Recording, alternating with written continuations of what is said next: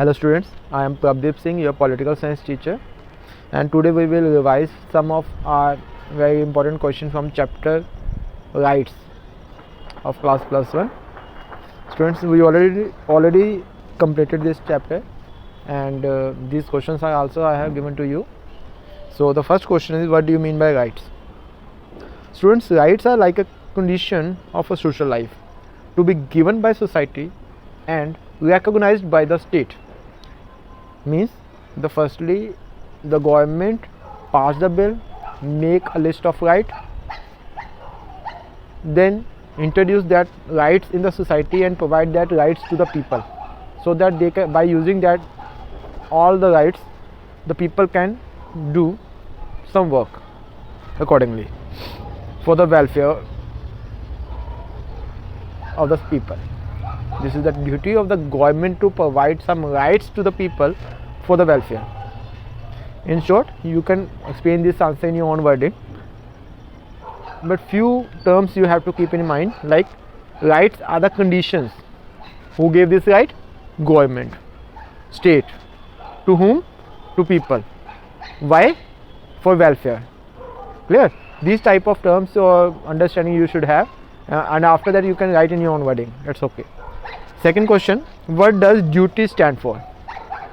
Duty is the performance towards others. One person have to perform duty towards the other people. For example, people, nation or society. Actually students, rights and duties both are the interdependent. Rights are only fulfilled when the other person perform the duty. Clear? Keep this thing in your mind. Yes. Third question, what are fundamental rights? This is also a part of rights, but little bit different from the other rights, ordinary rights or natural rights. Fundamental rights are the granted by the Constitution of India or Constitution of the country to its citizen to be mandatory for the development of the progress of the people. Means these are the fundamental rights. If any of the rights is not fulfilled, then the person can go to the court for the justice. For example, we all have right to equality, but if any person discriminate the other person on the behalf of caste, creed or color or religion basis, then the person has a right to go to the court to get that right, because this right is given by the state to the people with the guarantee that you have this right. Clear? I hope this answer is clear to you. After that, if you have a doubt, you can consult with me anytime. Next question, why fundamental rights are important? Actually student, all these questions are the 1 or 2 marks question. Why fundamental rights are important? Student, these rights are very important because these rights ensure that all the freedoms which makes one life worth living. You know that we have lot of freedoms and these rights provide us guarantee on that freedoms. Second, fundamental rights provide equality of status or opportunities, as well as to protect individual from any type of exploitation. Same thing. Now the question is that I will try to explain in small points with the heading. Why fundamental rights are important? Because these rights provide us freedom. Second one, because fundamental rights provide equality, status, the right to opportunity, and as well as protect us from the exploitation. In short, you can say that these rights provide guarantee to the people. Next question, question number 5, what does right to equality stands for? Right to equality. According to this right, all citizens of India are equal before the law. This is very important right to establish equality or to abolish inequality among the people of different caste, religion, as well as between the man and woman. Because you know that India is a diverse country, different kind of people living here together. The people belongs to different religion, different caste, different status. After that you see that all are equal. In one colony different kind of people live together. This thing is possible only because of this right to equality. This type of example you can give in your exam. Okay students, next, who has the power to amend the fundamental rights? Students, this word is very important. Amend, change. Who has the power to change the constitution? Only parliament of the country, or you can say that parliament of India, any of the house, Lok Sabha, Rajya Sabha, or you can say that the state legislative assembly, legislative council. But if I talk about the amendment of the fundamental right, only and only the other state assembly has the power to amend the laws only. But if I talk about the fundamental rights, only parliament has the right, Lok Sabha, Rajya Sabha, parliament of the country. Why right to freedom of religion is very important right? Students, as you know that I already discussed with you, different kind of people live here together, belonging to different religion. So because the people belong to different religion, that's why this right is very important. Right to freedom of religion. According to this right, the government has no fixed right, no state religion. The government has, you can say that the state has no religion. For state, all religions are same. In the matter of religion, the religion is a matter of faith, relates to the conscience of the person, means depend on the person can choose any religion. Citizens are free to adopt any religion. Citizen can opt any mode of worship as per choice. No one can stop them. If a person start worshipping a statue, no one has the power to stop him. And citizens are free to manage their own religion's affair. Clear? These are the 3-4 points you have to learn. Next question, question number 8. What is the importance of Article 21 of Indian Constitution? This is also very important question. Article 21 provides protection of life and personal liberty. Protection of life and personal liberty. No person shall be deprived of one's life except according to the procedure established by the law of India. According to this right, suicide is a crime, beta. Suicide is a crime.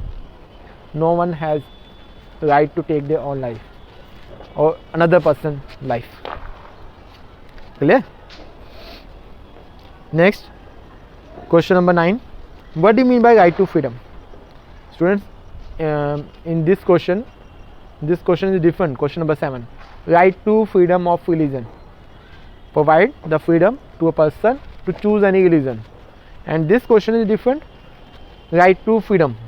According to this right, freedom of speech and expression, freedom to assemble peacefully without arms in any place, freedom to form association and union, freedom to move freely inside the territory of a country, move anywhere in the country, it means without any restrictions. Clear? Right to freedom, in short you can say that few freedoms have been given in the constitution.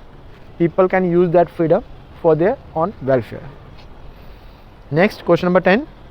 What does the right to life stand for?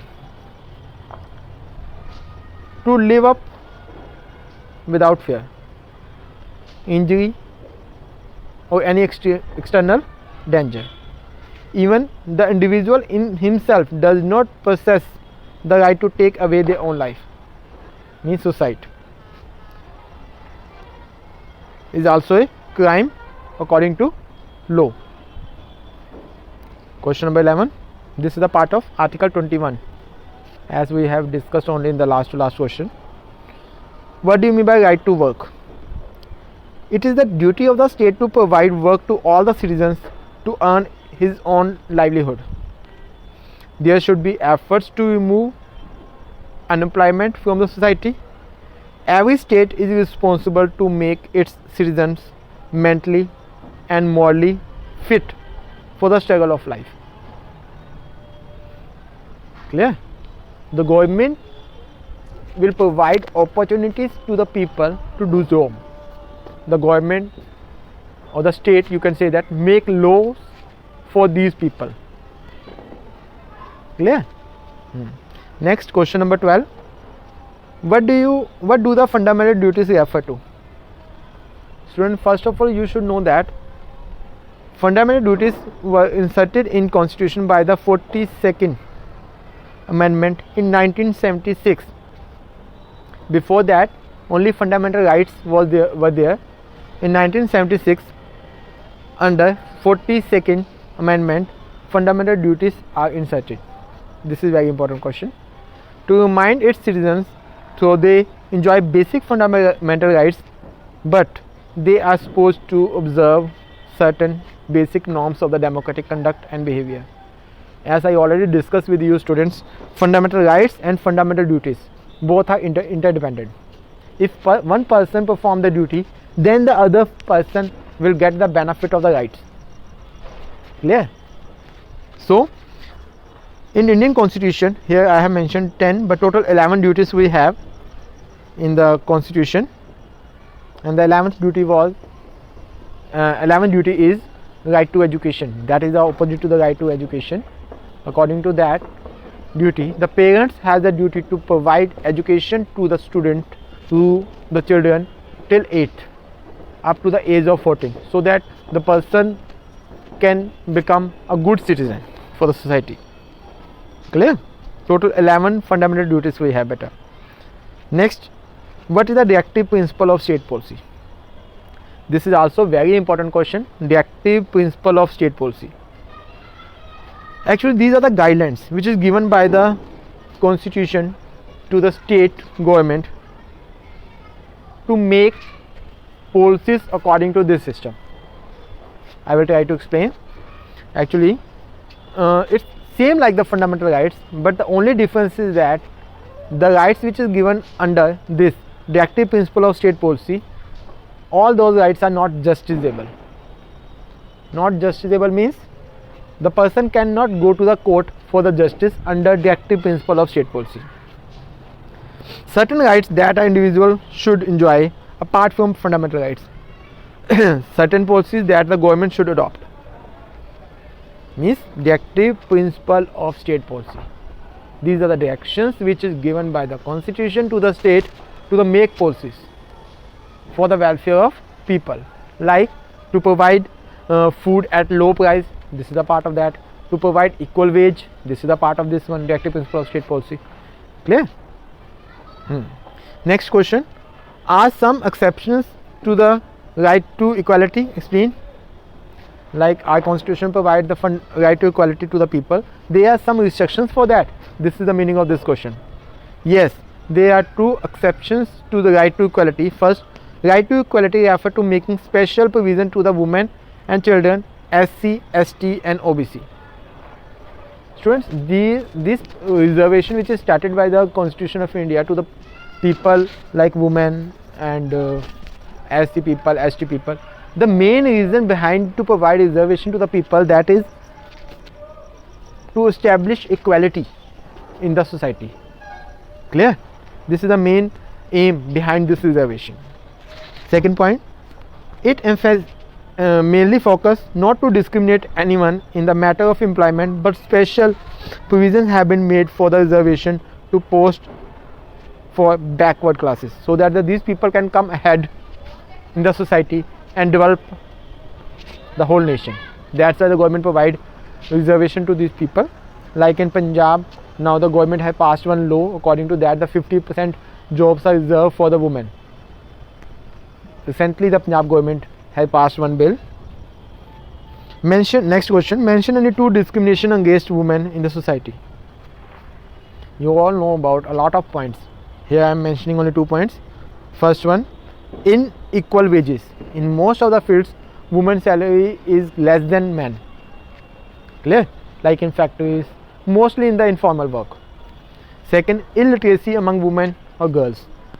mostly the girls leave the school after +2, because the people, some of the people who are illiterate, they have such kind of thinking that women has a different work at home in life, that's why they have no need to do education, or some other reasons. That's why the mostly the girls leave the school after +2 or 10th. Clear? That's why in some of the states the government provide free education to the girls till post graduation. Some states provide the free education to girls to till PhD. Clear? Okay. Thank you, students. I hope all these questions are clear to you now. But after that, if you have any doubt, any query, you can concern with me anytime. Okay, students? Thank you.